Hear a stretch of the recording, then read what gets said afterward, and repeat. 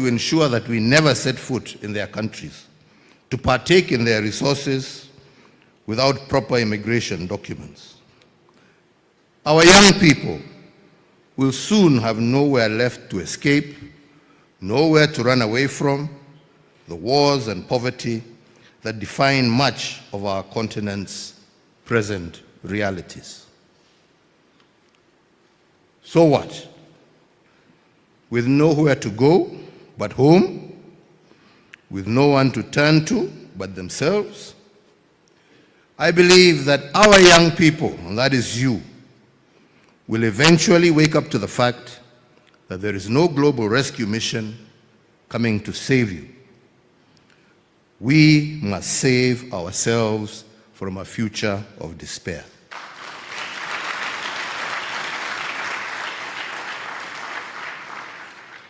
You, our young people, will have to play your part in reshaping the destinies of our countries of birth, and you will help us realize that this is the moment for each and every one of you to step onto the stage. Your time has come.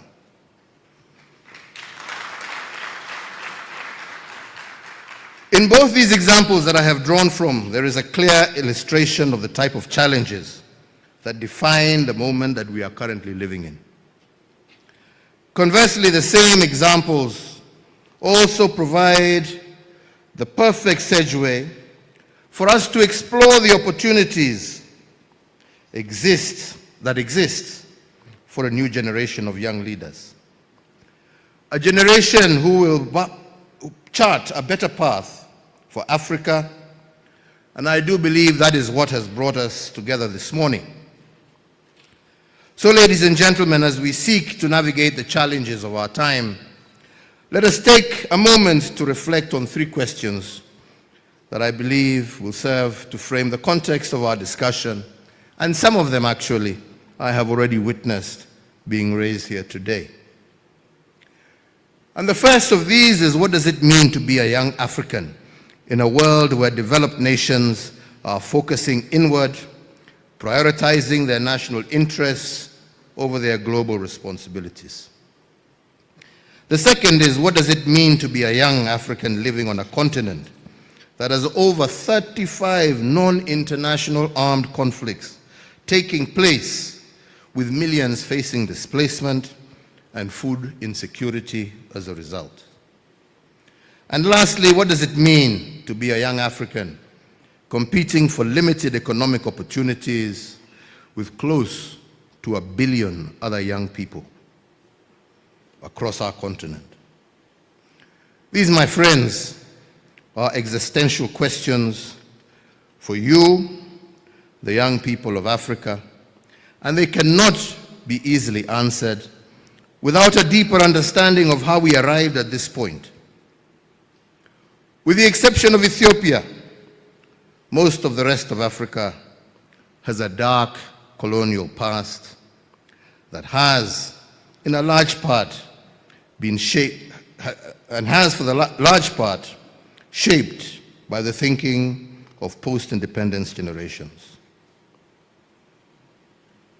When the wave of liberation swept across Africa in the early 1960s, late 1950s, it heralded new beginnings for all of us, as we have heard from our fathers here. It was an opportunity to govern ourselves and to determine our priorities. As our leaders sought to dismantle the vestiges of colonialism, there was widespread optimism that our newly independent states would create the environment for their citizens to thrive. You heard how, even in East Africa, they wanted from day one to form a federation right from the onset. And for a time, we lived the dream and savored the early wins of being our own masters. However, unfortunately, over time, instead of dismantling the colonial legacy, we inherited it and customized it even further to create